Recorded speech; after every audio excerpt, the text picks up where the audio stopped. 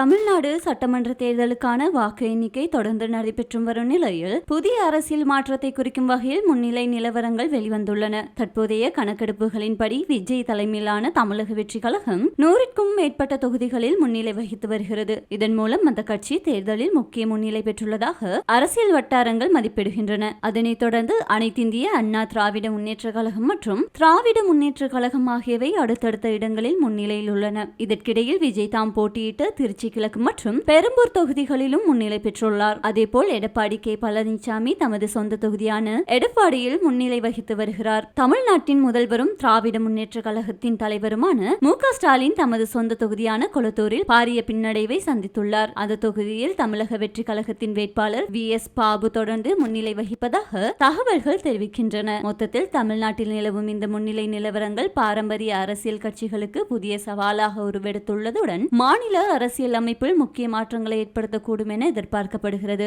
வாக்கு எண்ணிக்கை தொடர்ந்து நடைபெற்றும் வரும் நிலையில் இறுதி முடிவுகள் வெளியாகும் வரை அரசியல் சூழ்நிலையில் பரபரப்பு நீடிக்கும் என கணிக்கப்படுகிறது.